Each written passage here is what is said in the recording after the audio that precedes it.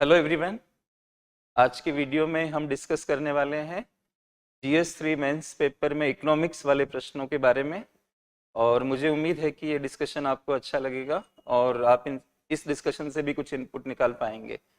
ये डिस्कशन उन अभ्यर्थियों के लिए भी महत्वपूर्ण हो सकता है जो भविष्य में इस परीक्षा में बैठने वाले हैं।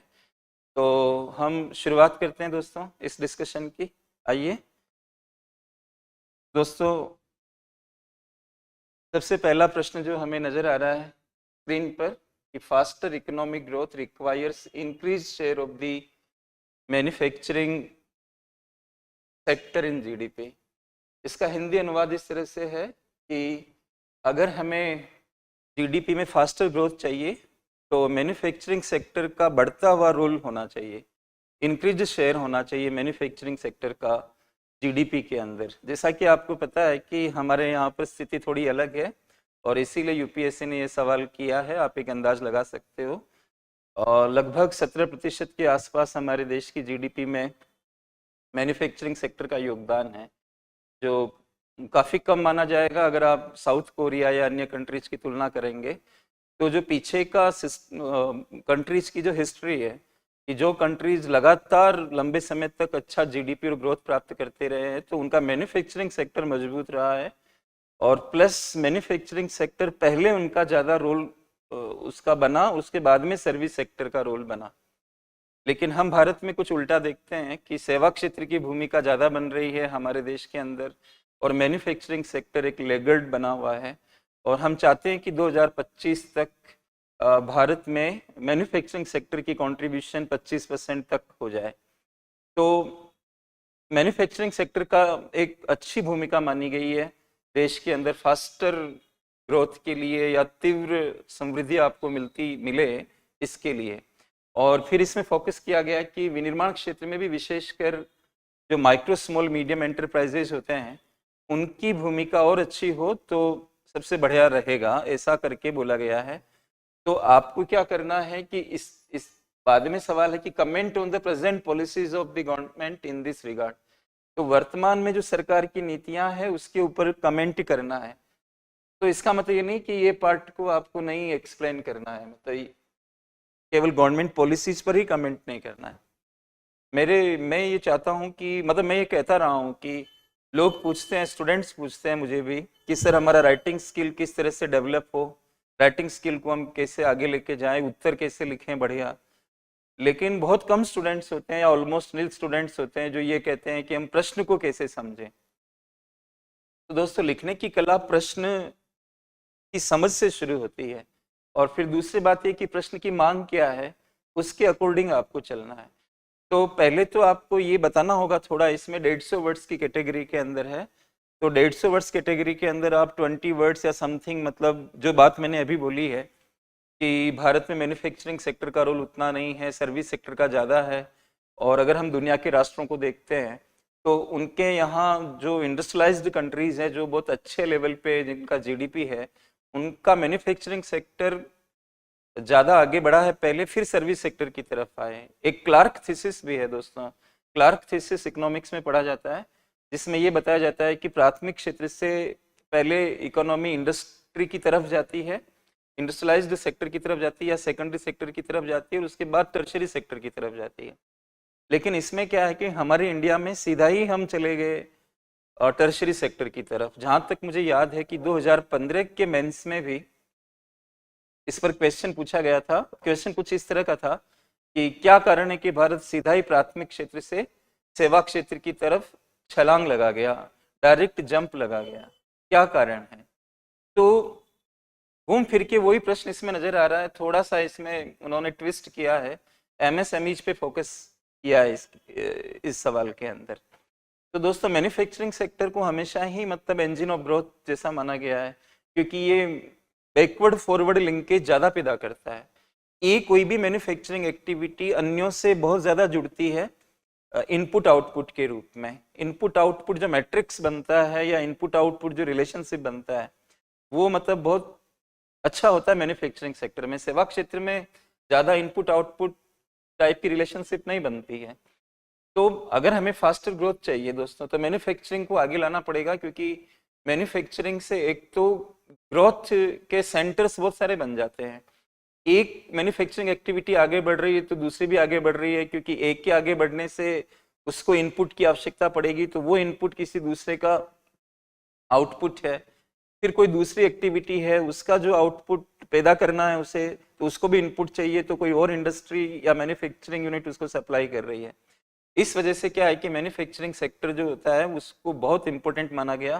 प्लस फिजिकल जो हमारी रिक्वायरमेंट है, पूरे देश में अगर सर्विसेज ही सर्विसेज की प्रोडक्शन हो जाएगी और उसी से लोगों को इनकम आएगी, लेकिन वो इनकम का इस्तेमाल तो वस्तुओं की मांग में करेंगे। उनको घर भी चाहिए, उनको गाड़ी भी चाहिए, उनको वस्त्र भी चाहिए, जूते भी चाहिए, ये सारी चीजें, एयर कंडीशनर्स भी चाहिए, तो ये फिर नहीं पूरी हो पाएगी। और हालात ये हो जाएंगे कि आपको डिपेंडेंट होना पड़ेगा फॉरेन कंट्रीज पे, इंपोर्ट्स आपके बढ़ जाएंगे और कई तरह से आपकी ग्रोथ को प्रॉब्लम आना शुरू हो जाएगी, इन्फ्लेशन भी आने लगेगा। इसलिए दोस्तों बहुत ज़रूरी है कि सर्विस सेक्टर से पहले मैन्युफैक्चरिंग सेक्टर आगे जाए। और एमएसएमईज का रोल हमारे देश में ज़्यादा है, क्योंकि हमारे देश में लोगों के पास उतनी कैपिटल नहीं है, और micro small medium enterprises capital intensive नहीं होते हैं, उनमें लेबर इंटेंसिटी ज़्यादा है। तो उस हिसाब से क्या है कि उनमें एंट्री, मतलब लो वाइज एंट्री को लेकर कोई प्रॉब्लम नहीं है, एंट्री रुकती है कई बार कैपिटल रिक्वायरमेंट से भी। तो एमएसएमईज में कैपिटल रिक्वायरमेंट उतनी नहीं है, तो कोई भी व्यक्ति उन मतलब माइक्रो स्मॉल मीडियम एंटरप्राइजेस को ओपन कर सकता है।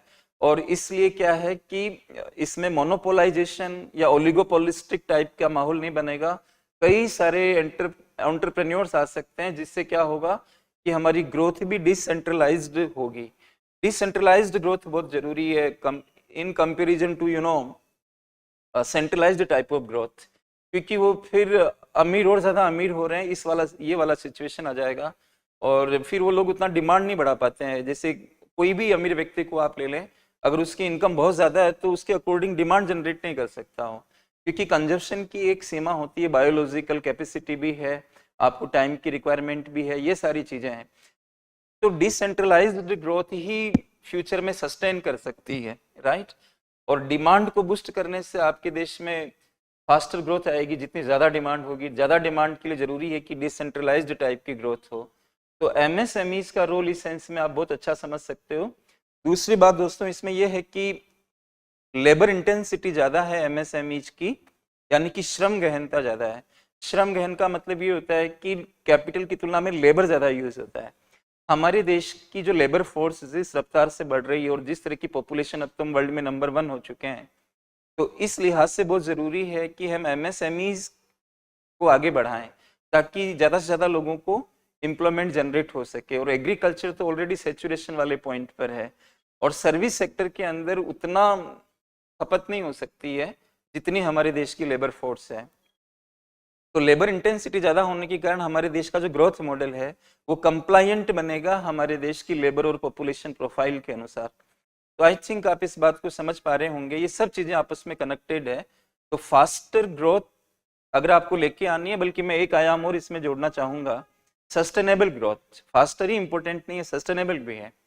और आपको पता है कि 11वीं पंचवर्षीय योजना का स्लोगन ही था ऐसा, ये स्लोगन था कि towards faster and more inclusive growth. This was the slogan of 11th fire plan. So just launching slogans can not help you.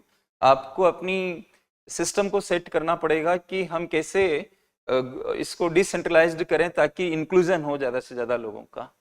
तो इसमें एमएसएमईज को अगर आप आगे करते हो तो ये चीज हम अचीव कर सकते हैं। इस तरह का ये प्रश्न है दोस्तों, 150 वर्ड्स की कैटेगरी के अंदर है।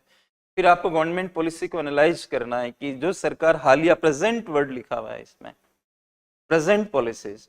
अगर ये वर्ड होता है कि गवर्नमेंट पॉलिसीज, तो आप इसको लिबरलाइजेशन और ग्लोबलाइजेशन वाली पॉलिसी से भी लिंक कर सकते हो, क्योंकि जब हमारे देश में हमने इकोनॉमिक लिबरलाइजेशन शुरू किया तो इकोनॉमिक लिबरलाइजेशन का बहुत नेगेटिव इम्पैक्ट एमएसएमईज के ऊपर पड़ा है।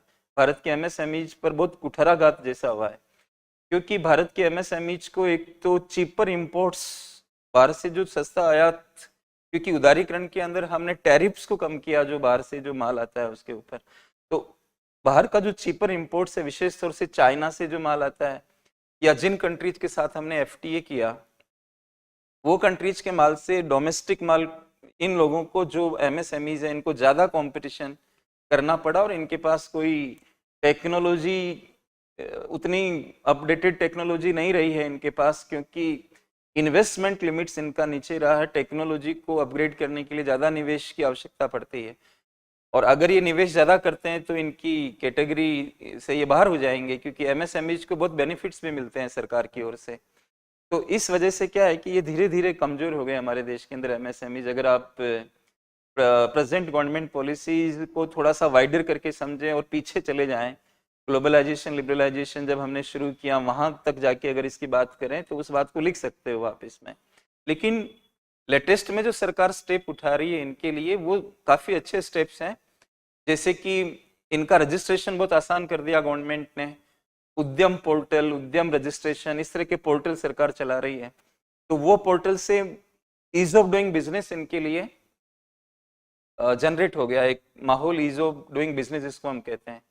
दूसरा, इनके लिए जो इनका मानक था इन्वेस्टमेंट का, उसको ब्रॉडर कर दिया गवर्नमेंट ने, मतलब बड़ा कर दिया उस मानक को, कि भाई आप ज़्यादा निवेश इनके अंदर हो सके, और वो टेक्नोलॉजी को अपग्रेड भी करते हैं अगर, तो वो टेक्नोलॉजी को आसानी से अपग्रेड करें और उनको कोई दिक्कत नहीं हो, उनको इस चीज़ का डर ना रहे कि भाई हमारा तो ये कैटेगरी छूट जाएगी, ऐसा ना हो। इसलिए सरकार ने इनकी इन्वेस्टमेंट लिमिट्स को बढ़ा दिया और टर्नओवर वाले मानक इसमें डाल दिए। मैन्युफैक्चरिंग और सर्विस सेक्टर के जो डिफरेंस है उनको सरकार ने ख़त्म कर दिए। चैंपियंस नामक एक पोर्टल सरकार ने चलाया ताकि इनकी हैंड होल्डिंग कर सके।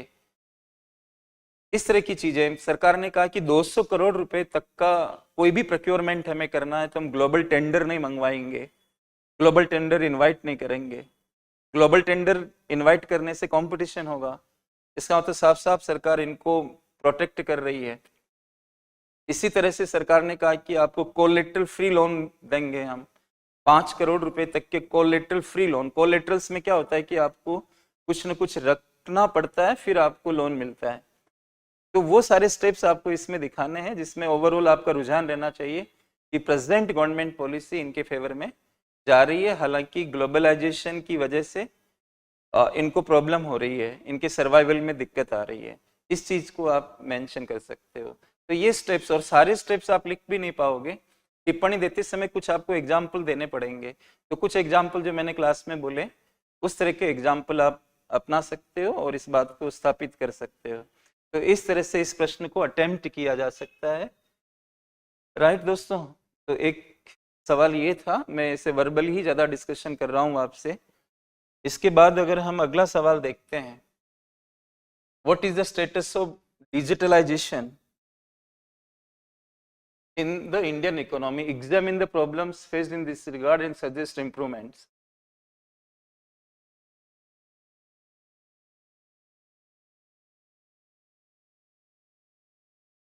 राइट, तो हिंदी में हम इसका अगर हम देखते हैं तो भारतीय अर्थव्यवस्था में डिजिटलीकरण की स्थिति क्या है, इस संबंध में आने वाली समस्याओं का परीक्षण कीजिए और सुधार के लिए सुझाव दीजिए।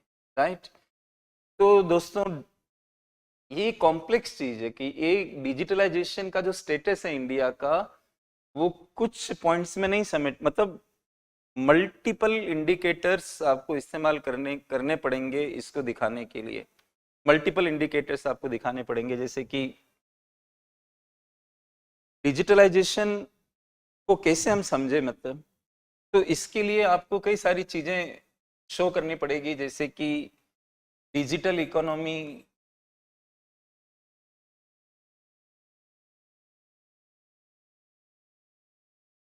का कंट्रीब्यूशन कितना है हमारे देश की इकोनॉमी।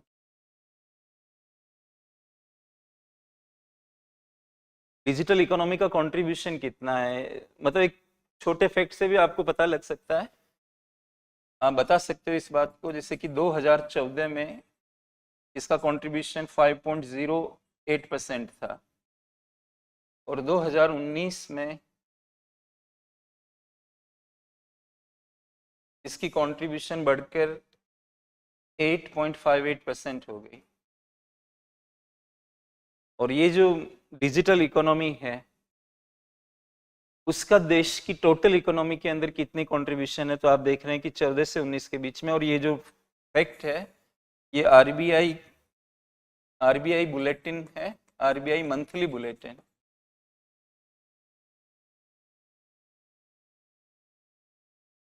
दिसंबर 2022 की है। उसमें उन्होंने बता रखा है कि डिजिटल इकोनॉमी की कंट्रीब्यूशन हमारे देश की इकोनॉमी के अंदर क्या है। तो एक इस फैक्ट से आप बता सकते हो कि हमारे देश के अंदर डिजिटलीकरण का स्तर इकोनॉमी के अंदर कितना चल रहा है। दूसरी बात आप ऐसे बता सकते हो कि हम डिजिटल पेमेंट्स में कैसे चल रहे हैं।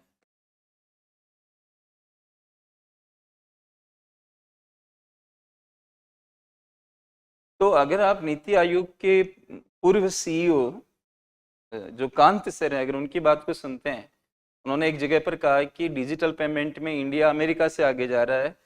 11 गुना ज़्यादा डिजिटल पेमेंट्स होते हैं भारत में, चाइना की तुलना में 4 गुना ज़्यादा डिजिटल पेमेंट्स होते हैं इंडिया में। तो डिजिटल पेमेंट्स हम लोग कितना कर रहे हैं, ओवरऑल ट्रांजेक्शन्स के अंदर डिजिटल पेमेंट की क्या भूमिका है, इसको आप दिखा सकते हैं। दूसरा आप ये दिखा सकते हैं कि इंटरनेट यूजर्स कितने हैं भारत में। अब आपको स्पेस देखना पड़ेगा कि 150 वर्ड्स की कैटेगरी के अंदर हमें डिजिटलीकरण की स्टेटस भी बतानी है, फिर समस्याएं भी बतानी है, समाधान भी देना है, सुधार के लिए सुझाव भी देना है, इस तरह की चीजें। तो उसको कंसाइज करना पड़ेगा आपको। तो डिजिटल पेमेंट्स को लेकर क्या है, इंटरनेट यूजर्स कितने हैं, 759 मिलियन हमारे देश के अंदर एक रिपोर्ट के अनुसार इंटरनेट यूजर्स बताए गए हैं। और ये 2025 तक 900 मिलियन हो जाएंगे, 2025 ऐसा एक अनुमान लगाया गया है। टेली डेंसिटी क्या है,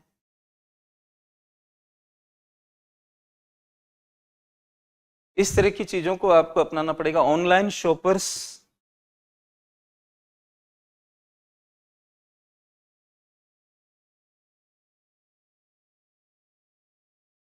जो ऑनलाइन खरीदारी करते हैं वो शॉपर्स, इसमें मैंने एक रिपोर्ट पढ़ी थी, आपने कंपनी का नाम सुना होगा, Ernst and Young. That company predicted that by 2030 India will be the second largest country in respect of number of online shoppers। तो दुनिया में दूसरा स्थान होगा ऑनलाइन शॉपर्स के पॉइंट ऑफ व्यू से, जो ई कॉमर्स के थ्रू मतलब लेन देन कर रहे हैं, खरीदारी कर रहे हैं, वो कितने आ रहे हैं, ये चीजें आपको दिखानी पड़ेगी उसके अंदर। दूसरी बात कि अर्नेस्ट एंड यंग की रिपोर्ट को अगर आप देखते हो तो ई कॉमर्स जो market size of e commerce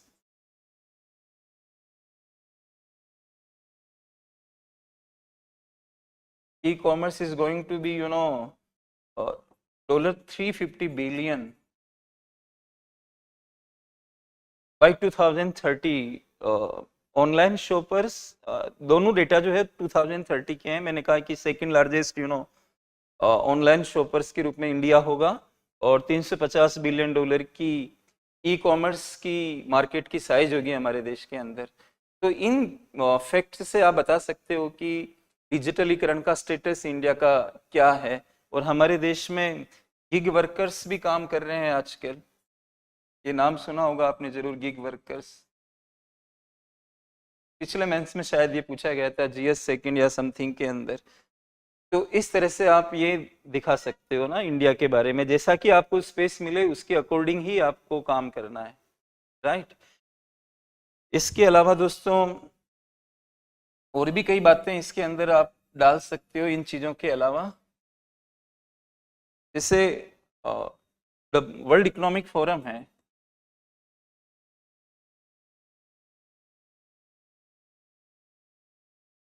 ये एक सूचकांक बनाता है। अब आपको ये बताना पड़ेगा कि जो भी इंडिया का स्टेटस है वो कंपेरेटिव वैसे अच्छा है, लेकिन अन्य राष्ट्रों की तुलना में अभी भी हम पीछे चल रहे हैं। वो भी चीज इसमें लानी पड़ेगी आपको, ताकि एक अच्छा स्टेटस का मतलब क्या होता है, जो है वो दिखाओ प्लस दूसरों से कंपेयर भी करो, तो ही स्टेटस का सही निरूपण हो पाएगा। तो वर्ल्ड इकोनॉमिक फोरम एक इंडेक्स निकालता है, उसको हम कहते हैं ग्लोबल एनआरआई। एनआरआई का फुल फॉर्म होता है नेटवर्क्ड रेडीनेस इंडेक्स।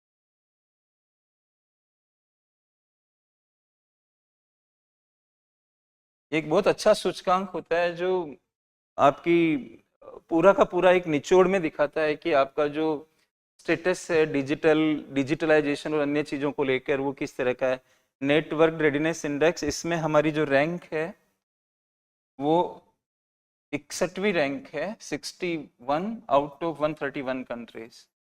ये 2022 का इंडेक्स है, राइट। तो इस तरह से आप बता सकते हो चाइना में इंटरनेट पेनिट्रेशन क्या है, भारत में कितना। भारत में इंटरनेट पेनिट्रेशन जो भी मैंने 759 मिलियन यूजर्स लिखे इंटरनेट के इंडिया में, तो ये 52% है। 52% है। इंटरनेट पेनिट्रेशन का मतलब होता है कि कितने परसेंट लोग इंटरनेट का इस्तेमाल कर रहे हैं, कम से कम महीने में एक बार इंटरनेट को यूज करते हैं। ये वाली चीजें आपको दिखानी है। और स्टेटस में आपको इंटरस्टेट डिस्पैरिटी बहुत है हमारे देश के अंदर, और मेल्स और फीमेल्स की इंटरनेट एक्सेस में काफी डिफरेंस है। ये चीजों को भी आप हाईलाइट कर सकते हो जब आपको ये दिखाना होता है कि स्टेटस क्या है डिजिटलीकरण का। तो डिजिटल इकोनॉमी की कंट्रीब्यूशन क्या है और बाकी की इन चीजों को आप सामने रख सकते हैं। तो ये डिजिटलाइजेशन का इकोनॉमी के अंदर जो कनेक्शन बन रहा है उसको हम लोगों ने देखा।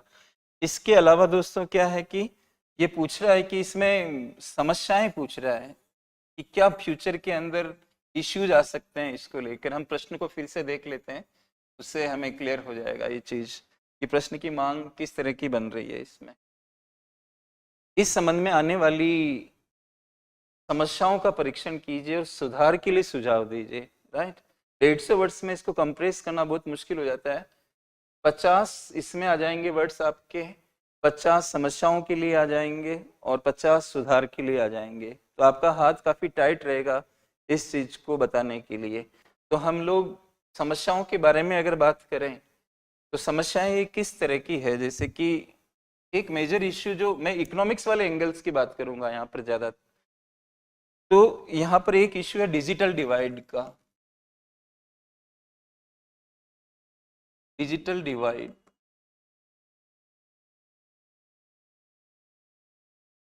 तो ये जो डिजिटल डिवाइड है ये दो तरह से नजर आता है हमें, मतलब मेल फीमेल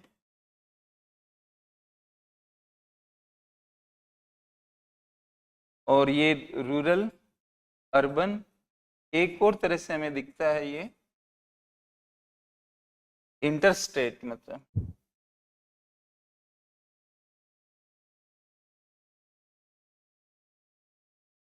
एक मेजर जो इश्यू है वो डिजिटल डिवाइड का है। और ये डिजिटल डिवाइड धीरे धीरे इकोनॉमिक डिवाइड में कन्वर्ट हो जाता है। जो लोग इंटरनेट को एक्सेस कर सकते हैं, जो लोग स्मार्टफोन को एक्सेस कर सकते हैं, जो लोग गिग इकोनॉमी से जुड़ सकते हैं। गिग इकोनॉमी से वही जुड़ सकता है जो फोन वगैरह इस्तेमाल करता है। प्लेटफॉर्म वर्कर्स, खासतौर से गिग वर्कर्स दो तरह के होते हैं। एक तो आप किसी प्लेटफॉर्म का इस्तेमाल नहीं करते हो और सीधा ही आप किसी को अपनी सर्विस दे देते हो। जैसे कि कोई बिजली में फॉल्ट आया और आपने किसी को बुलाया तो वो आके उसको ठीक कर गया, उसका नंबर आपके पास था, तो यहाँ पर कोई प्लेटफॉर्म नहीं है। लेकिन कोई प्लेटफॉर्म का इस्तेमाल करके, जैसे कि बहुत सारी कंपनियां हैं, ओला उबर वगैरह, बहुत सारे जो प्लेटफॉर्म्स हैं, जोमेटो स्विगी, इनका प्रयोग करके लोग काम करते हैं और टास्क स्पेसिफिक अपनी सर्विस देते हैं।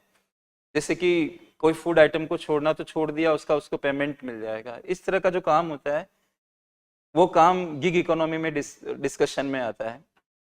तो अगर आप इस चीज को देखते हैं कि डिवाइड डिजिटली जो व्यक्ति अवेयर नहीं है तो ये गैप पैदा होने लगेगा, एक इकोनॉमिक डिवाइड में कन्वर्ट हो जाएगा, जो भारत के समावेशी विकास के पॉइंट ऑफ व्यू से सही नहीं होगा। हम भारत में चाहते हैं कि इंक्लूसिव डेवलपमेंट हो और सस्टेनेबल डेवलपमेंटल गोल्स के 8वें नंबर के अंदर भी हमने इसकी बात को पूरे वर्ल्ड के अंदर स्वीकार किया गया और भारत ने इनको लागू किया ही है एसडीजीज को। तो एक तरह से जो समस्या आएगी डिजिटल डिवाइड की आ सकती है। तो अब आप इसमें समाधान दें कि कैसे इसको हम खत्म कर सकते हैं। इसको खत्म करने के लिए दोस्तों आपको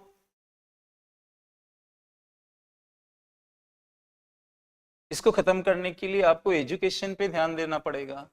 एजुकेट करना पड़ेगा लोग, एजुकेशन एंड अवेयरनेस पे ध्यान देना पड़ेगा।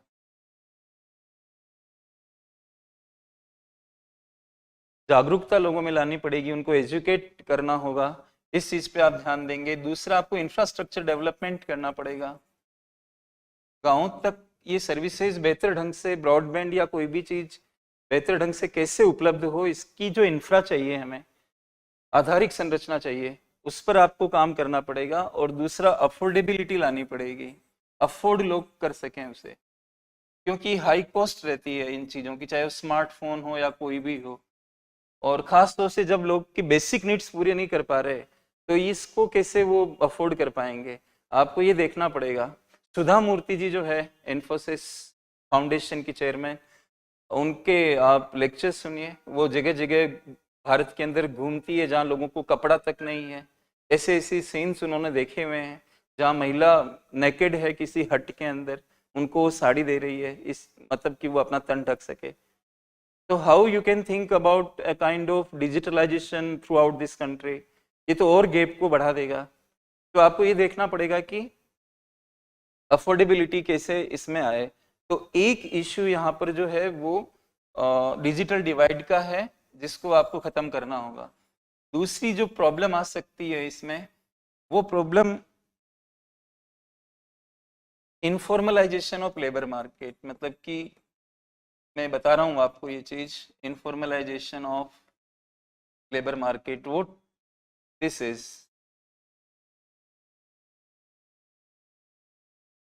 इसको हम हिंदी में कहते हैं श्रम बाजार का अनौपचारिकरण, श्रम बाजार का अनौपचारिकरण।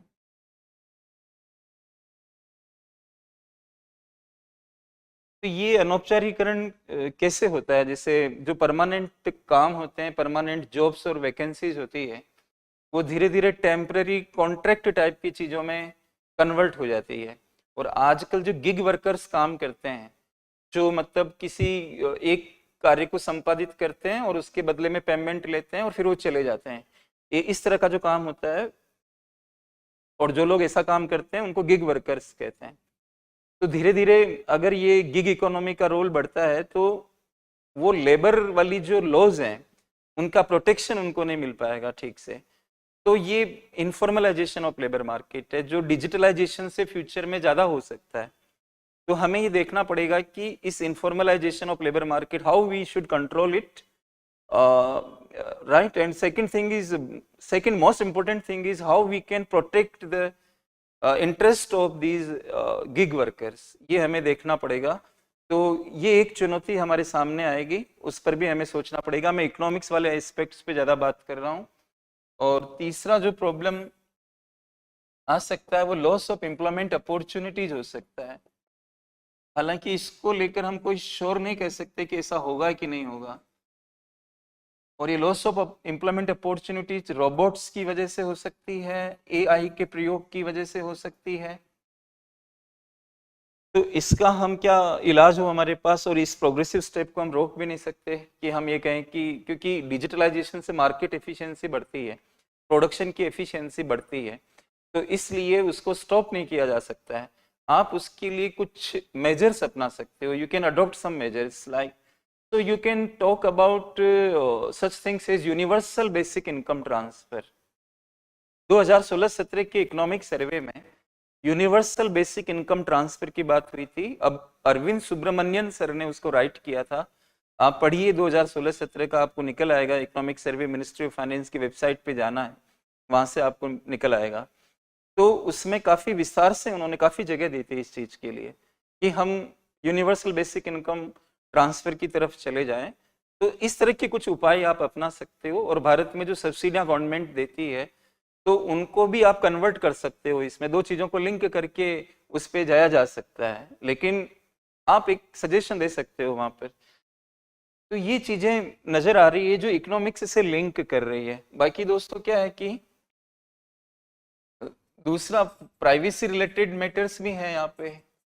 आपकी जो निजी सूचनाएं हैं उनका वो चली जाती है, उनका मिसयूज हो जाता है, आपकी प्राइवेट डेटा बाहर निकलने लगते हैं, तो वो एक इश्यू है। फ्रॉड हो सकते हैं, फ्रॉड्स हो सकते हैं कोई भी, बैंकिंग वगैरह से रिलेटेड फ्रॉड्स हो सकते हैं, साइबर क्राइम हो सकते हैं। तो इनके लिए तो आप एक कॉम्प्रिहेंसिव लीगल फ्रेमवर्क ला सकते हो, कॉम्प्रिहेंसिव लीगल फ्रेमवर्क।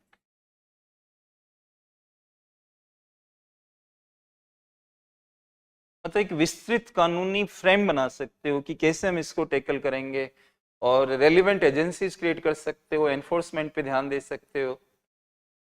इस तरह की चीजें इसमें आ सकती है, और उनका हर एक का समाधान क्या हो सकता है मोटे रूप में, मैंने आपको इस चीज को बताया है।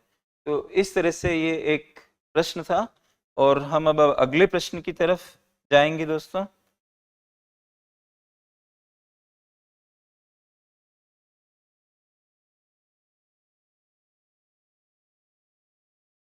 तो ये मैं ये सोच रहा हूँ कि कोई क्वेश्चन ना छूट जाए, तो ये भारत में भूमि सुधारों के बारे में, ठीक है। So this question is, let us first read this question. State the objectives and measures of land reforms in India. यानी भारत में जो भूमि सुधार हुए हैं उनके उद्देश्य बताने हैं और उपाय बताने हैं। उद्देश्य क्या रहे हैं और क्या तरीके हमने अपनाए भूमि सुधारों के अंदर, प्रश्न को समझे आप अच्छे से। और अगला पार्ट है सीलिंग को लेकर, discuss how land ceiling policy on land holding can be considered as an effective reform under economic criteria. यानी कि हिंदी बोल रही है, हिंदी के अंदर आर्थिक मापदंडों को, अभी इसको ध्यान दीजिए कि इसमें इकोनॉमिक वाला ही मानक ध्यान में रखकर हमें ये समझना है कि भूमि जोत पर भूमि सीमा नीति को कैसे एक प्रभावी सुधार माना जा सकता है, विवेचना कीजिए। इसमें पॉलिटिकल डायमेंशन नहीं डालना है, मतलब इकोनॉमिक्स के पॉइंट ऑफ व्यू से इसको इफेक्टिव कैसे मान सकते हैं लैंड सीलिंग पॉलिसी।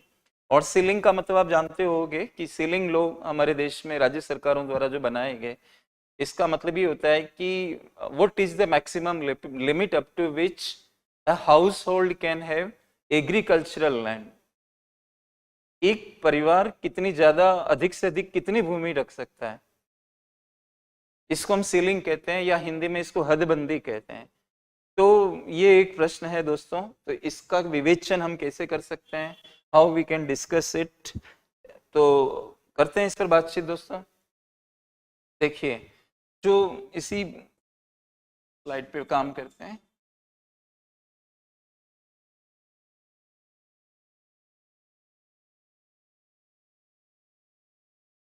तो लैंड रिफॉर्म्स के ऑब्जेक्टिव्स इंडिया में क्या रहे हैं मोटे रूप में, अगर आप कहें कि ऑब्जेक्टिव्स क्या है, उद्देश्य क्या है, भारत में भूमि सुधार के मेजर पर्पज क्या रहे हैं, तो इंडिया में तीन चीजों पे हम मेजरली बातचीत कर सकते हैं कि हम एग्रीकल्चरल प्रोडक्टिविटी को बढ़ाना चाहते हैं, कृषि उत्पादकता हिंदी में कहेंगे। So we thought to increase agricultural productivity, and in this class of discussion we cannot go to a big length to understand everything, right? It is merely a discussion sort of thing. So friends, goes the point, what like first our purpose is to increase or enhance agricultural productivity, and I can explain also this thing why we were expecting this thing from land reforms. मैं land reforms की जो content measures है वो मैं बताऊंगा आपको, तो उससे आपको ये क्लैरिटी आ जाएगी।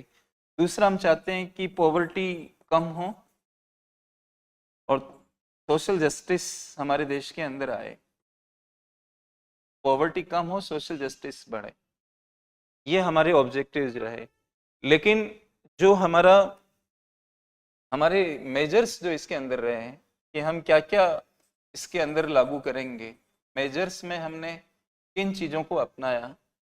मेजर्स में हमारा पहला जो था वो बिचौलियों, मतलब जो जमींदारी प्रथा थी, जमींदारी was one thing, there was ryotwari also, Mahalwari also, but when I say zamindari, I want to make myself precise, and I just hinting at a point that there was a middleman between the British government and the cultivators, और this was more comprehensive, और मतलब सबसे ज्यादा व्यापक जमींदारी थी, और उसमें जमींदार बिचौलिया थे, तो जमींदारी का अबोलिशन करना था। उन्मूलन करना था, अबोलिशन। और ये आप इसको ऐसे भी कह सकते हो इंटरमीडियरीज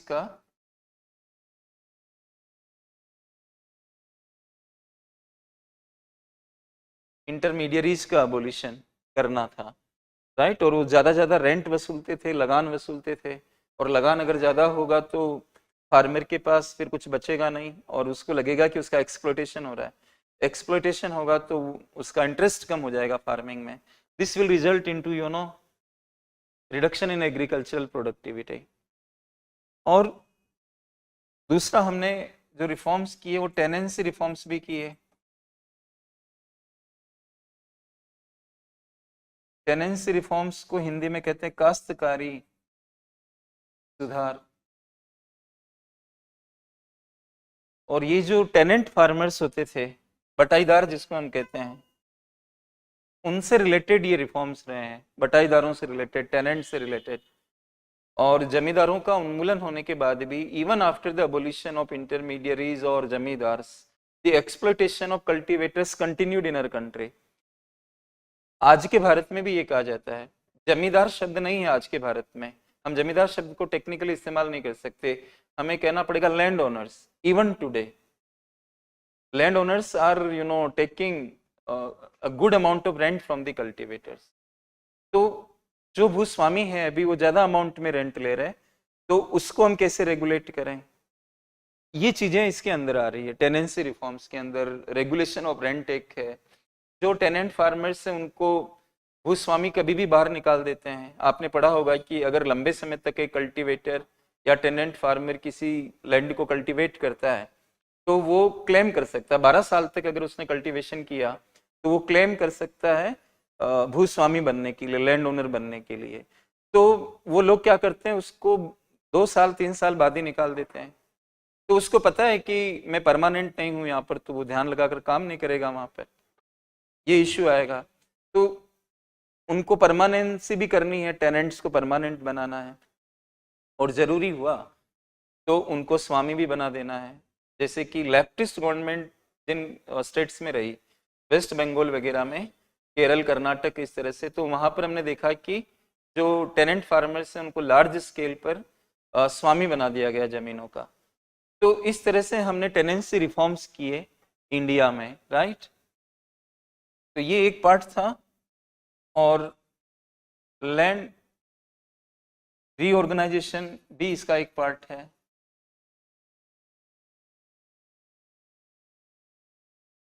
भूमि का पुनर्गठन, पुनर्संगठन।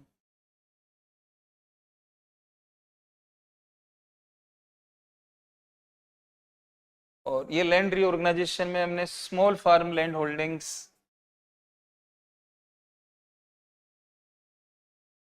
स्मॉल और मार्जिनल वर्ड भी यूज होता है, small and marginal.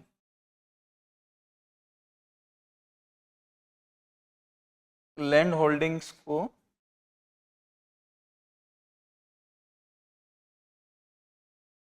Large holdings में बदलना।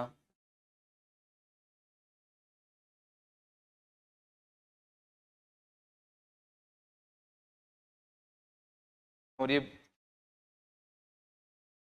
Distribution of agriculture land among the poors.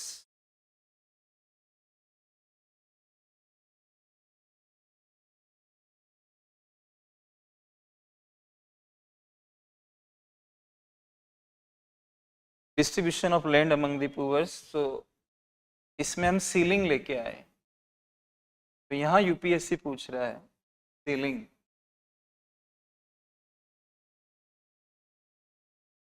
हदबंदी जिसको कहते हैं। गरीबों में अगर आप लैंड का डिस्ट्रीब्यूशन करोगे तो सामाजिक सोशल जस्टिस प्राप्त होगा आपको, पॉवर्टी कम होगी, राइट। और टेनेंट्स के साथ न्याय करोगे, उनको परमानेंट करोगे, रेंट को कम करोगे, और छोटे स्मॉल होल्डिंग्स को आप बड़े में बदलोगे। ये सारी चीजें क्या करेगी, एग्रीकल्चर प्रोडक्टिविटी को बूस्ट करेगी। रेंट को रेगुलेट करना, उनको परमानेंट बना देना, उन और जो इंटरमीडियरीज हैं उनको हटा देना, ये सब चीजें क्या करती है, एग्रीकल्चर प्रोडक्टिविटी को बढ़ाएगी। और प्लस ये छोटे छोटे खेतों के अंदर, बहुत ज्यादा छोटे खेत जो होते हैं, उनकी प्रोडक्टिविटी कम होती है, बहुत छोटे खेत, जैसे कि महेंद्र एस देव नाम के एक इकोनॉमिस्ट हैं, IGIDR मुंबई से उनका जुड़ाव रहा है। उन्होंने एक रिसर्च में बताया कि हमारे देश में इतने छोटे खेत भी हैं कि आप बैलों की एक जोड़ी को उस पर नहीं घुमा सकते हैं। You can not move a pair of auction on such a field, मतलब इतने छोटे छोटे खेत मिले हैं, तो वहां पर आप मॉडर्नाइजेशन नहीं ला सकते, वहां पे ट्यूबवेल नहीं करवा सकते। इस तरह से दोस्तों क्या है कि लैंड रिफॉर्म्स जो इंडिया में रहे वो सोशल जस्टिस को भी टारगेट कर रहे हैं, पॉवर्टी रेडिकेशन को टारगेट कर रहे हैं, एग्रीकल्चरल प्रोडक्टिविटी को टारगेट कर रहे हैं। अब यूपीएससी ने लास्ट पार्ट में कहा कि ये जो सीलिंग है इसको हम एक इफेक्टिव इकोनॉमिक स्टेप या रिफॉर्म कैसे मान सकते हैं, मतलब इकोनॉमिक एंगल को ध्यान में रखते हुए क्या इसको हम एक इम्पोर्टेंट स्टेप मान सकते हैं, इफेक्टिव स्टेप मान सकते हैं। तो आप कह सकते हैं इसमें कि हाँ बिल्कुल इसको एक इफेक्टिव स्टेप माना जा सकता है इकोनॉमिक्स के पॉइंट ऑफ व्यू से, क्योंकि हमें अगर पॉवर्टी को रिड्यूस करना है तो हमें लैंड डिस्ट्रीब्यूशन को सही करना पड़ेगा। प्लस वर्ल्ड बैंक के रिसर्च भी हैं जो इस बात को साबित करते हैं। कई लोग कहते हैं कि सीलिंग से खेत छोटा हो जाता है, नहीं, सीलिंग से कोई खेत बहुत ज्यादा बड़ा नहीं होता, दो बातों में डिफरेंस है। हम बहुत छोटे छोटे खेतों की बात सीलिंग में नहीं कर रहे, स्टेट टू स्टेट सीलिंग के लेवल्स अलग अलग थे, लेकिन इतने छोटे खेत भी नहीं थे इसमें। बहुत बड़े खेतों में वर्ल्ड बैंक कहता है कि प्रोडक्टिविटी कम हो जाती है बहुत बड़े खेतों में। तो बहुत बड़े खेतों से आप जैसे जैसे थोड़ा नीचे की तरफ आते हो, जैसे एक बहुत बड़ी क्लास है जिसमें 1000 स्टूडेंट्स बैठे हुए हैं, उस क्लास को अगर आप थोड़ा थोड़ा छोटा करते हो, लाइक कि 700, 500, 300, 200, तो प्रोडक्टिविटी बढ़ेगी। इस तरह से कुछ समझे आप इस बात को। रिसर्च है अवेलेबल और उन रिसर्च में पाया गया कि there is inverse relationship between farm size and productivity. इसका मतलब ये हुआ कि अगर फार्म साइज को कम करते हो तो एग्रीकल्चरल प्रोडक्टिविटी बढ़ेगी। अब यहाँ पर कम का मतलब बहुत छोटे खेतों से नहीं है। तो इकोनॉमिक पॉइंट ऑफ व्यू से प्रोडक्टिविटी किस में आता है, इकोनॉमिक्स के पॉइंट ऑफ व्यू, ये इकोनॉमिक्स का पॉइंट ऑफ व्यू आप एक्सप्लेन कर सकते हो कि सीलिंग एक राइट स्टेप है, राइट। तो इस तरह से ये एक प्रश्न था जिसको हम लोगों ने डिस्कस किया। अगले प्रश्न पे हम जाएंगे दोस्तों, इस तरह से आपको इसमें बताना है। ये बड़ा इंटरेस्टिंग प्रश्न आया था करंट वगैरह से रिलेट होके। Most of the unemployment in India is structural in nature and examine the methodology adopted to compute unemployment in the country and suggest improvements। Bharat में सबसे ज्यादा बेरोजगारी प्रकृति में संरचनात्मक है, यानी उसकी नेचर स्ट्रक्चरल है अनएम्प्लॉयमेंट की। ये आपको समझाना पड़ेगा, थोड़ा बताना पड़ेगा। और भारत में बेरोजगारी के लिए अपनाई गई पद्धति का परीक्षण कीजिए और सुधार के लिए सुझाव दीजिए। ये वाला प्रश्न है, इसको हम डिस्कस करते हैं।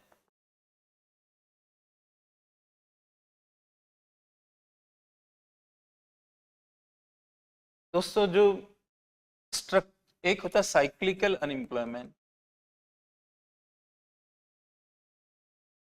जिसको हम कहते हैं चक्रीय बेरोजगारी।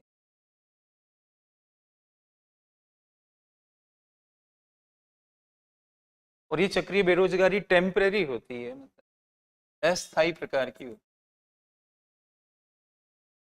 ये किस तरह से होती है, जब आपकी इकोनॉमी में साइकिल्स बनते हैं इस तरह के। ये मान लीजिए जीडीपी को दिखा रहे हैं हम, जीडीपी बढ़ रहा है, फिर जीडीपी गिर रहा है, फिर जीडीपी वापस रिकवर हो रहा है, फिर गिर रहा है। तो जब ये गिरावट आती है, ऐसे ये गिरावट आई, इस दौरान जो अनएम्प्लॉयमेंट आता है, यहाँ गिरावट आई, इस दौरान जो अनएम्प्लॉयमेंट आता है उसको हम साइक्लिकल अनएम्प्लॉयमेंट कहते हैं। This is called cyclicals because there are business cycles, trade cycles in the economy and there can be any reason for creation of such cycles, but mostly aggregate demand is supposed to be lower when such cycles take place।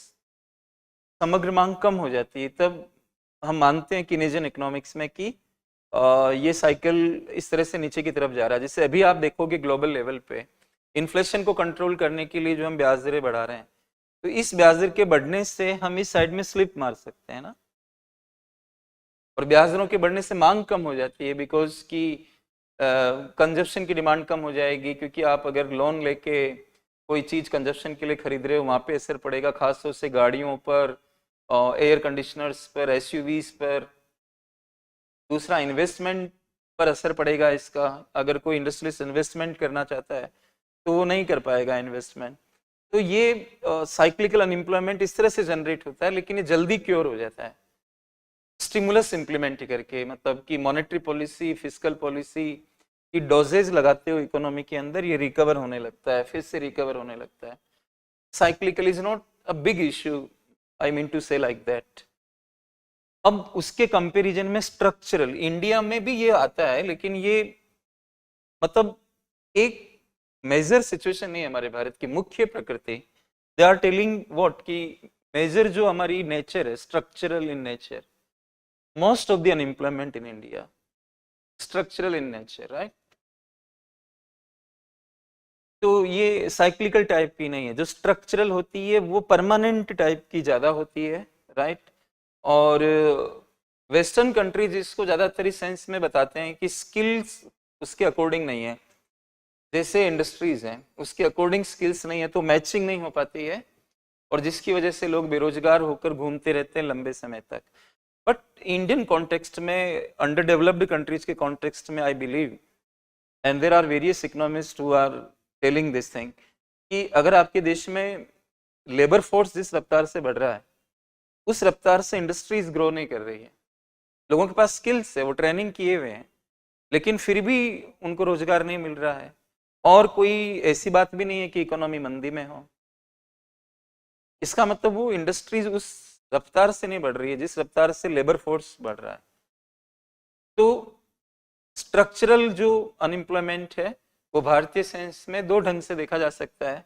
Lack of skills among the people, लोगों में skills नहीं है, और दूसरा, industries जिस हिसाब से बढ़नी चाहिए उस हिसाब से नहीं बढ़ रही। जैसे अभी हमने पढ़ा ना, मैन्युफैक्चरिंग हमारे देश में उतना नहीं ग्रो कर पाया, तभी तो यूपीएससी पूछ रही है ये चीज। तो स्ट्रक्चरल अनएम्प्लॉयमेंट भारत की अनएम्प्लॉयमेंट का एक बेसिक नेचर है। ये चीज आपको बतानी पड़ेगी इन दो बातों को एक्सप्लेन करके। In India labour force is growing by a speed greater than how your industries are expanding, and second thing is what, skills are not as per the requirement of industries. This is leading to what is called structural unemployment, and it's not easier to correct. You need to have long term policies of skill development to increase saving rate, to increase investment, to increase capital formation, and all these things take a time, and they are quite challenging. This is the first part which you need to explain, right? Second part के अंदर जो उन्होंने पूछा है कि examine the methodology adopted to compute unemployment in the country and suggest improvements. ये थोड़ा सा ज्यादा टेक्निकल पार्ट यूपीएससी ने पूछ लिया है, तो डरने की कोई बात नहीं है। कई बार क्वेश्चंस इस तरह के भी आ जाते हैं, आपको रेडी रहना पड़ेगा, लेकिन आप अखबार पढ़ते रहिए तो आपको बात समझ में आएगी। ये मेथोडोलॉजी पर सवाल कर रहा है कि मेथोडोलॉजी के ऊपर आपको बताना है उसमें क्या प्रॉब्लम नजर आती है, इस चीज की मेथोडोलॉजी की अनएम्प्लॉयमेंट को हम कैसे मापते हैं, और आपको सजेशन भी देना है जितना आपको बने। जरूरी नहीं है कि बहुत ज्यादा सजेशंस की लिस्ट ही बने।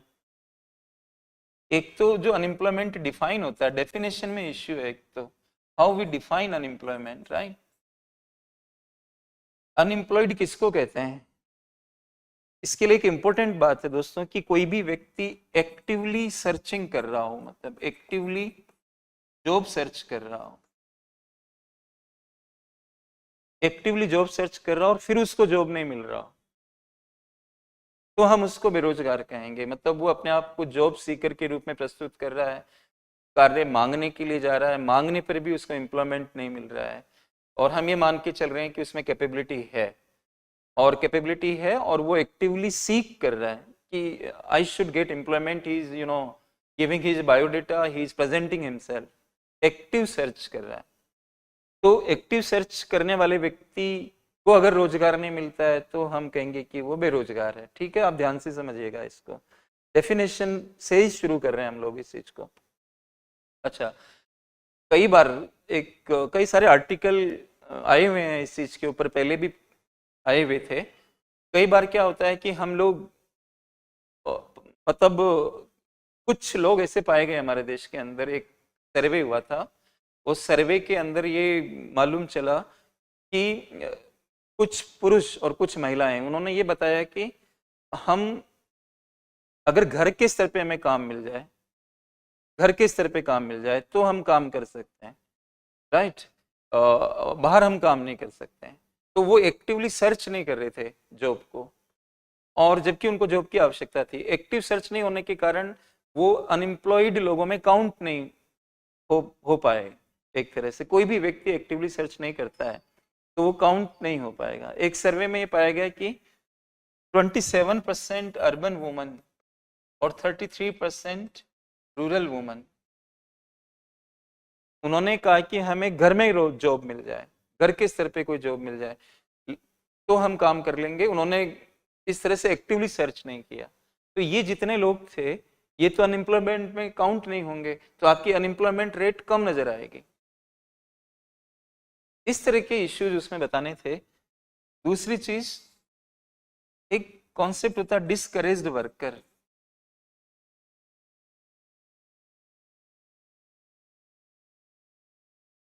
डिस्करेज्ड वर्कर कौन सा होता है? जब उसको ये पता लग जाता है, बार बार वो जॉब के लिए जाता है, उसको जॉब नहीं मिलता है, लोग उसको घुमाते रहते हैं और वो परेशान हो जाता है, तो वो अपने आप ही डिस्करेज हो जाता है, फिर वो सर्च करना बंद कर देता है। अब वो व्यक्ति अनएम्प्लॉयड है देखा जाए तो, लेकिन वो एक्टिव सर्च से बाहर हो गया। ऐसा हुआ था जब 2007-9 में अमेरिका के अंदर 2007-9 की रिसेशन, उसको ग्रेट रिसेशन कहा गया। ग्रेट रिसेशन, एक होता है ग्रेट डिप्रेशन और 1929, और 2007 से 2009 के बीच में जो रहा उसको ग्रेट रिसेशन कहा जाता है।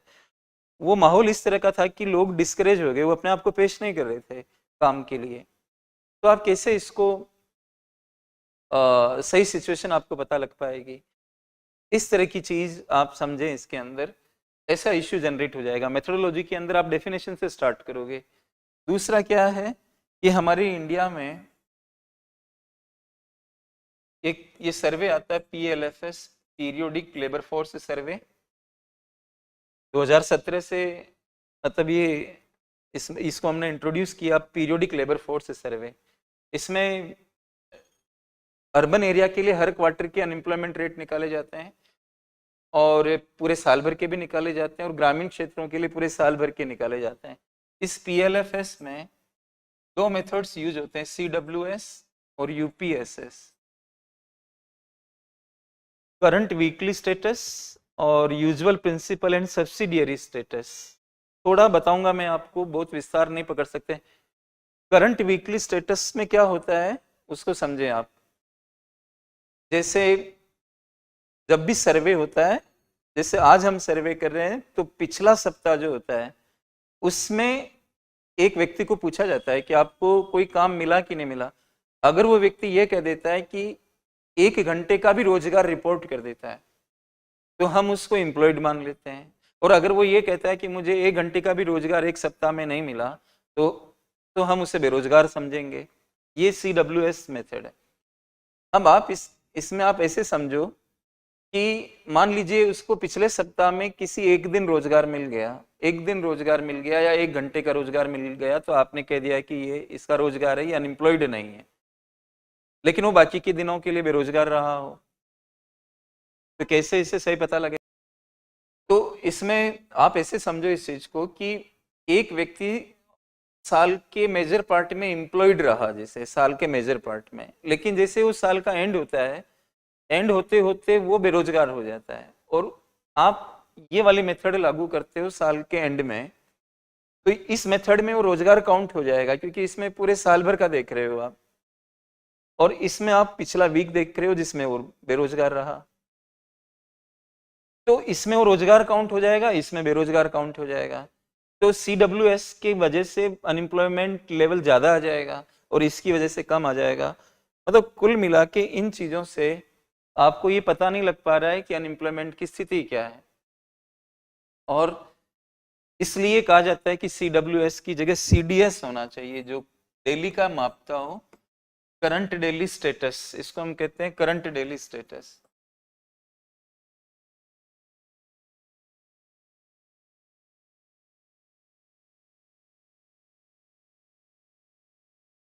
इस तरह की बात आप इसमें कह सकते हो कि हम CWS की जगह CDS मेथड पर भी ध्यान दें, तो उससे हमें और पता लग जाएगा। इसमें हर एक दिन देखा जाता है, वीक एक होता है लेकिन हर एक दिन का देखा जाता है, टाइम रेट होती है और ये पर्सन रेटें हैं।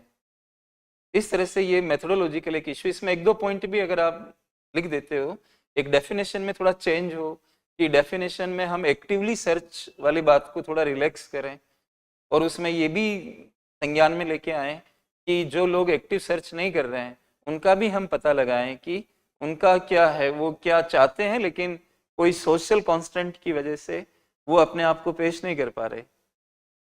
तो इस तरह से आप ये मेथोडोलॉजिकल इश्यूज को बता सकते हैं और सजेशन दे सकते हैं, रेलेवेंट सजेशन दे सकते हैं।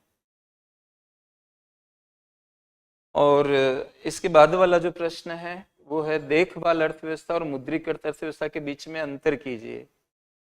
Distinguish between care economy and monetised economy.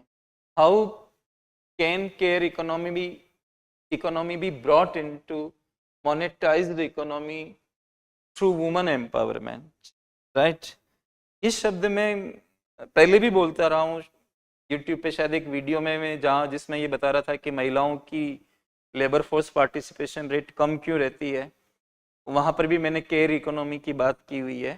खैर, लेकिन कोरोना के बाद में ये वर्ड ज़्यादा चर्चा में आ गया केयर इकोनॉमी का, क्योंकि कोरोना वाले टाइम के अंदर लोगों ने अपने माता पिता की, अपने जो भी रिश्तेदार हैं, अपने परिवार के सदस्य हैं, उनकी हेल्थ पे ध्यान दिया, उनकी केयर की, ये सारी चीज़ें।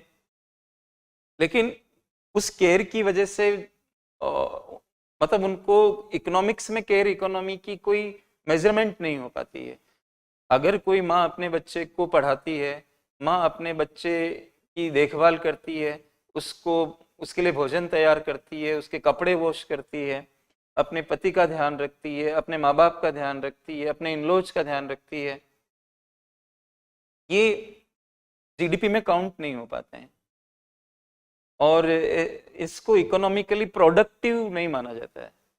ऐसा मेजरमेंट हमारी दुनिया के अंदर है जिसकी वजह से महिलाओं की जो वैल्यू है वो उनका डिवेल्युएशन जैसा हो जाता है, उनकी वैल्यू घटती है इस तरह के मापदंड की वजह से। तो दोस्तों, केयर इकोनॉमी का एक बढ़िया एग्जाम्पल मैं आपको देता हूँ जिससे आप ये बात समझ पाओगे शायद, कि किन्स नाम के इकोनॉमिस्ट का नाम आपने सुना होगा। जॉन मेनार्ड किन्स उनका नाम था, और उन्होंने जो सिद्धांत दिए वो दुनिया में बहुत लागू किए जा रहे हैं। आज पूरे सब जगह मॉनेटरी और फिस्कल पॉलिसी में झलक नजर आती है किन्स के अर्थशास्त्र की, किनेजियन इकोनॉमिक्स की। तो उन्होंने एक एग्जाम्पल दिया था, आप ध्यान से सुनिए उसे, कि किसी व्यक्ति के घर में कोई नौकरानी काम करती है, कोई लेडी काम करती है, एज ए सर्वेंट काम करती है। तो वो एज ए सर्वेंट काम करती है और मतलब उसको वो पेमेंट करता है, कोई ना कोई पेमेंट करता है, तो वो पेमेंट राष्ट्रीय आ जाएगा, रिपोर्टिंग का पार्ट बन जाएगा, राइट। तो काउंट होगा क्योंकि वो मोनेटाइज हो रहा है, उसकी पेमेंट हो रही है इस वजह से। लेकिन आगे चलकर अगर वो व्यक्ति उस महिला से शादी कर लेता है तो वो रिपोर्टिंग में नहीं आएगी, जबकि वो पहले की तुलना में ज़्यादा अच्छी केयर कर रही है, फिर भी वो रिपोर्टिंग का पार्ट नहीं बन रही है। तो ये एग्जाम्पल इस बात को हाईलाइट करता है कि हम केयर इकोनॉमी को रिपोर्टिंग में नहीं लेके आ पाते हैं। तो केयर इकोनॉमी का मतलब यहाँ पर आप ये समझे, केयर इकोनॉमी में पुरुषों की भूमिका भी हो सकती है, ऐसा नहीं है। एक सर्वे में ये पाया गया कि 92% महिलाएं केयर इकोनॉमी के साथ जुड़ी हुई है और 29% पुरुष केयर इकोनॉमी के साथ जुड़े हुए हैं। लेकिन महिलाओं का रोल इसके अंदर ज़्यादा है, इस बात में खैर कोई दो राय नहीं है। तो ये तो केयर इकोनॉमी का पार्ट है और ये मोनेटाइज नहीं हो पाता है, मौद्रीकरण इसका नहीं हो पाता है, ये आप देखेंगे। और मोनेटाइज्ड इकोनॉमी में क्या होता है, मोनेटाइज्ड इकोनॉमी के अंदर कोई भी चीज़ आप सर्विस दे रहे हो, प्रोडक्ट बेच रहे हो, वो मुद्रा का रूप ले लेता है, मनी का फॉर्मेट ले लेता है। तो इसको हम कहते हैं मोनेटाइज्ड इकोनॉमी। मोनेटाइज्ड इकोनॉमी के अंदर कोई भी प्रोडक्ट सर्विस प्राइस का रूप ले लेती है और उसकी मेजरमेंट आप आसानी से कर पाते हैं और रिपोर्टिंग आसानी से हो पाती है। तो ये आपको डिफरेंस बताना है केयर इकोनॉमी और मोनेटाइज्ड इकोनॉमी के बीच में।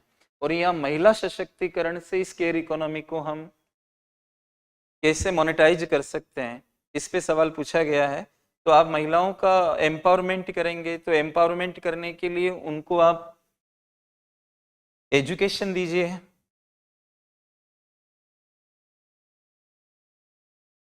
उनको ट्रेनिंग दीजिए, उनको क्रेडिट दीजिए यानी कि लोन वगैरह दीजिए, उनको इक्विपमेंट्स दीजिए, अगर संभव हो तो वर्क फ्रॉम होम वाली चीज को करवाइए।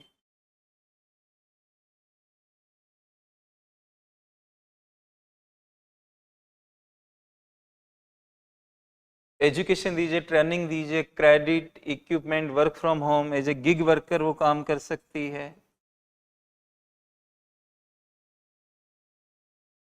अच्छा, इसके अलावा आप क्या करें, चाइल्ड केयर होम्स बनाइए ताकि वो अपने काम पर जा सके। रेगुलर पार्ट टाइम जॉब्स,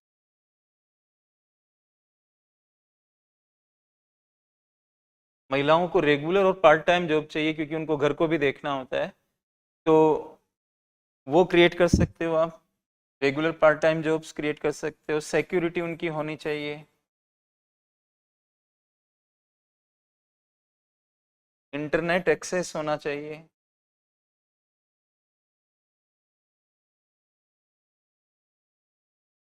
एक GSMA mobile gender gap report 2021 को अगर हम देखते हैं तो स्मार्टफोन 25% महिलाओं के पास ही स्मार्टफोन पाए गए, जबकि पुरुषों में 41% पुरुषों के पास स्मार्टफोन पाए गए।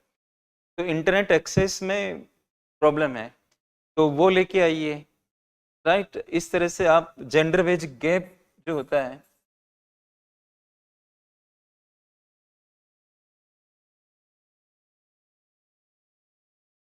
जेंडर वेज गैप को रिमूव करिए, राइट। यानी हमारे भारत में और दुनिया में बहुत सारी जगहों पर ये देखा जाता है कि पुरुषों को ज़्यादा वेतन मिलता है महिलाओं की तुलना में, तो ये कम होना चाहिए, इससे महिलाएं डिस्करेज हो जाती है, तो उस पर आप काम करिए। और ये एक थिंकिंग हमारे समाज में आनी चाहिए कि केयर करने का काम सिर्फ महिलाओं का नहीं है, पुरुषों को भी उसमें सहयोग करना चाहिए, तो इससे महिलाओं के ऊपर बर्डन कम होगा और केयर वाले फील्ड को ही आप और ग्रोथ कर सकते हैं। मतलब जैसे कि nursing home, child care home, old age homes, इनको भी आप प्रमोट करोगे अगर, तो वो लोग, महिलाएं जो उनको इतनी स्किल्स नहीं है वो उसमें जा सकती है, तो मोनेटाइज हो जाएगा ये। इस तरह से आप इस केयर इकोनॉमी को इसमें तब्दील कर सकते हो दोस्तों। इस तरह का ये प्रश्न था। और अगला प्रश्न जो है इसको उठाएंगे दोस्तों हम।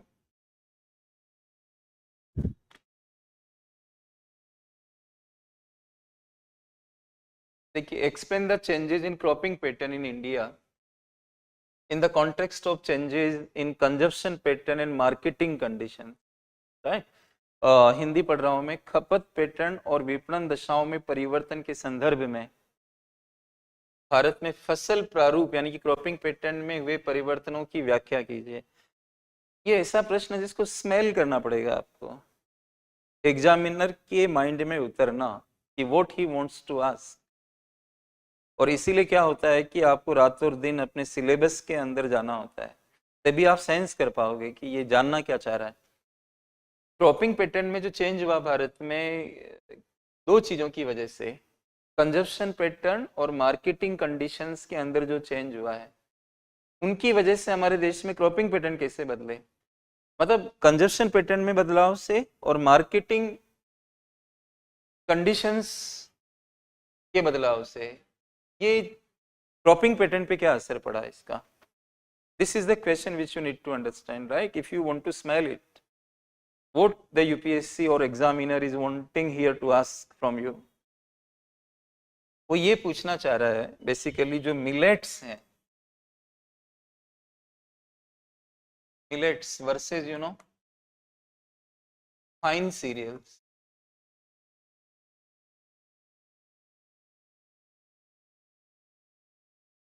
You can also call them coarse cereals, fine cereals, जैसे कि rice and wheat.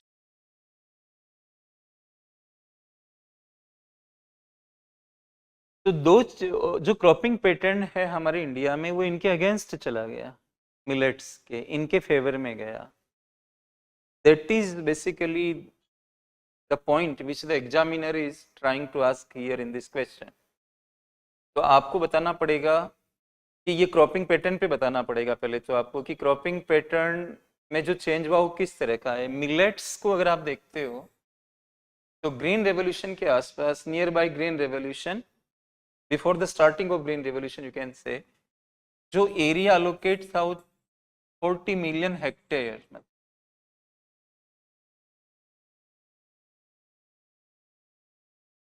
40 million hectare area allotted था मिलेट्स के लिए। वो अब कितना रह गया? 15 मिलियन हेक्टेयर ही रह गया है, 40 से कम के, राइट। दूसरी बात क्या कि जो टोटल हमारे देश की क्रॉपिंग एरिया है टोटल, उसके 42% के अंदर राइस, ये मैं दलवाई कमेटी की रिपोर्ट कोट कर रहा हूँ, अशोक दलवाई सर की कमेटी, आप जानते होंगे, you must be well aware about that committee. वो committee how to double the income of the farmers से रिलेटेड थी। वो बता रहे हैं उस रिपोर्ट के अंदर कि 42% ये, इसमें थोड़ा मेज को भी डाला उन्होंने, राइस, व्हीट और मेज भी शामिल किया है यहाँ पे, 42%, राइट। और इसको अलॉट है 8%, ठीक है। तो आप देख सकते हैं कि क्रॉपिंग पैटर्न किस तरह से ये घूम रहा है। और जो टोटल फूड ग्रेन्स प्रोडक्शन है हमारे देश का, उसमें मिलेट सिर्फ 10% ही कंट्रीब्यूट कर रहे हैं। तो ये बताना है, और इसमें कंजप्शन और मार्केटिंग कंडीशंस में जो चेंज आए हैं उनकी वजह से ऐसा हो रहा है। तो कंजप्शन के अंदर आप क्या बताओगे कि कंजप्शन पैटर्न जो हमारे देश में है ये कैसे इसको इम्पेक्ट किया, मतलब कंजप्शन पैटर्न कैसे इम्पेक्ट किया इसको। तो जो मिलेट्स हैं उनको, मतलब हायरार्किकल परसेप्शन के तहत मिलेट्स को ये माना गया कि गरीब आदमियों का भोजन है, मतलब poor men's poor men's food, उनको ऐसा समझा गया। यानी अगर कोई मिलेट खा रहा है तो वो गरीब आदमी है, ऐसा माना गया। ये परसेप्शन बना है हमारे देश के अंदर, एक चीज तो ये है। दूसरा, इसमें जो पीडीएस वगैरह के अंदर इसका मतलब कवरेज ठीक से नहीं हुआ है। पीडीएस में अभी नेशनल फूड सिक्योरिटी एक्ट में मोटे अनाज की बात है, लेकिन कहाँ हम देते हैं मोटा अनाज लोगों को। और पीछे अगर आप चले जाते हैं तो मोटे अनाज की कोई बात नहीं है। तो इवन पीडीएस के अंदर आपने, और पीडीएस से कंजप्शन ही तो होता है, लोग कंज्यूम करते हैं, उस पर आपने ध्यान नहीं दिया। तीसरा, पोस्ट हार्वेस्ट प्रोसेसिंग पे ध्यान नहीं दिया।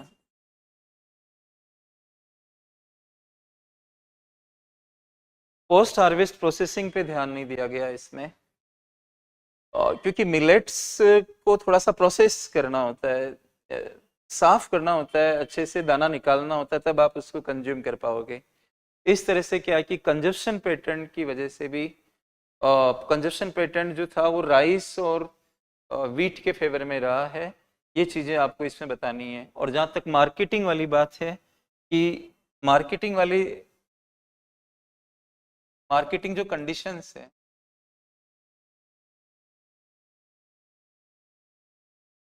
इसमें दो चीज़ें ज़्यादा इम्पोर्टेंट रही। एक एमएसपी सरकार ज़्यादा बढ़ाती रही है और राइस व्हीट वगैरह की, और दूसरा प्रोक्योरमेंट भी ज़्यादा करती रही है उसका। अगर मिलेट्स की एमएसपी होती भी है तो प्रोक्योरमेंट उतना नहीं हो पाता है। तो मार्केटिंग कंडीशंस भी इनके फेवर में नहीं रही है। तो ये सारी जो चीज़ें हैं उन्होंने मिलेट्स की जो क्रॉपिंग पैटर्न के अंदर रोल है उसको ड्रेस्टिकली कम कर दिया। फ्यूचर में अगर हमें इनके फेवर में जाना है, और आजकल लोग इसके प्रति जागरूक हो रहे हैं, फ्यूचर में हमें इसके फेवर में जाना है तो हमें लोगों को बताना पड़ेगा कि ये पुअर मैन्स फूड नहीं है, ये न्यूट्रिशनली मतलब इसको न्यूट्री सीरियल भी कहते हैं, इनको नोबल सीरियल्स भी कहते हैं। तो ये अच्छी चीज़ है, इसका कंजप्शन बढ़ना चाहिए। वैल्यू एडेड प्रोडक्ट्स बना सकते हैं जो आजकल बहुत सारी कंपनियां बना रही है, उनको आगे कर सकते हो। इसका सप्लाई चेन मैनेजमेंट को डेवलप कर सकते हो अच्छे से। तो ये चीज़ें, और आगे जो प्रोक्योरमेंट वगैरह की पॉलिसीज है, क्रॉप इंश्योरेंस को बेहतर ढंग से इस पर लागू किया जा सकता है, प्राइस सपोर्ट सिस्टम में इसमें चेंज किया जा सकता है। ये सब चीज़ें करने से हम इस फिनोमिना के अंदर सुधार कर सकते हैं दोस्तों।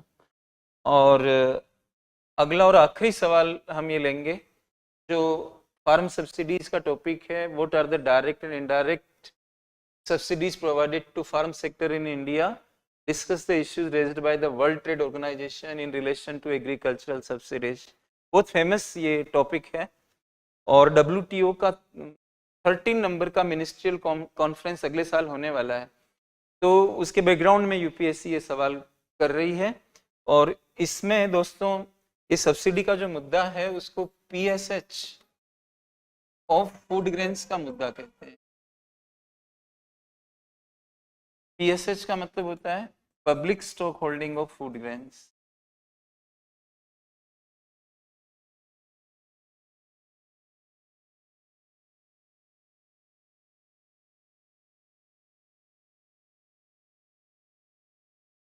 ये पूरी एग्रीकल्चर सब्सिडी का टॉपिक जो है इस टॉपिक के अंदर कवर्ड है। ये अगले साल के मंत्री स्तरीय सम्मेलन में डिस्कस होगा। 12वें मंत्री स्तरीय सम्मेलन में ये कह दिया गया कि ये अगले वाले में हम करेंगे।